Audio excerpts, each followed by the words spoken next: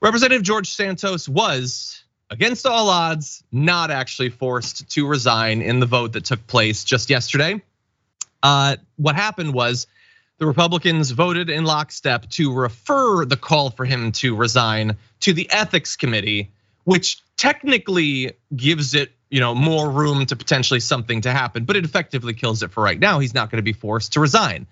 Now, many of the Republicans who have called for him to resign still voted for this. They did not vote for him to resign, and they say it's because you're innocent until proven guilty. The Ethics Committee should be involved, and all of those arguments are on their face, I guess, perfectly acceptable and reasonable. But I also know that these people are they do not want to be on record as having voted a member of their party out, because that would make the party and them look bad. And they love the idea that even if the Ethics Committee does say that he should leave, and there's no guarantee of that will take months. And that will be months not only where we're stuck with George Santos, but where the Republicans have a slightly larger margin than they do right now. They'll have 5 instead of 4. What do you think? I think that it was really funny to see quite a few Republicans that were all about publicly getting rid of George Santos, get him out of here, out with Santos. And then, and when it came down to it, no, don't actually do that. Don't actually do that. And I think it's because if you have to out someone for criminal activity and being bad at their job and being corrupt, that sets a precedent that other people in your party can then, be removed from their job for being criminal and being corrupt, which they all are. And so I think they definitely don't want that. And they don't want to be seen as liking George Santos or on his side, but they definitely don't want him removed, because then, well, where does that lead,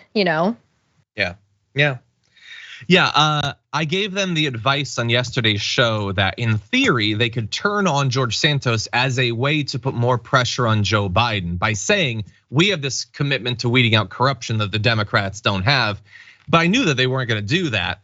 If there's ever a choice between doing something that is ideologically consistent, that would broaden your appeal to more people, but would provide a little bit of cognitive dissonance to your base, or on the other hand, you could do something that proves that you don't have any principles whatsoever and makes you look radical and weird and crazy to the broad majority of Americans, but will make you look pure to your base, they're always gonna choose that second thing, and that's what they did here.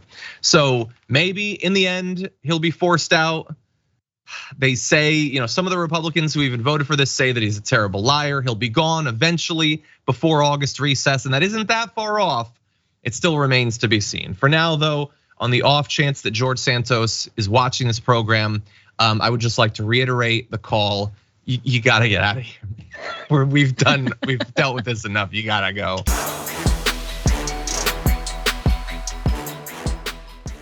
Check out the Damage Report podcast each day, wherever you get your podcasts, whether Pocket Casts or Stitcher or iTunes. You can join me as I give you the news and stories you want, with a range of co-hosts and interview guests jumping in on the fun each day. Again, that's the Damage Report, wherever you get your podcasts. And if you get them at iTunes, don't forget to rate and review. Sometimes I'll read them live on the show.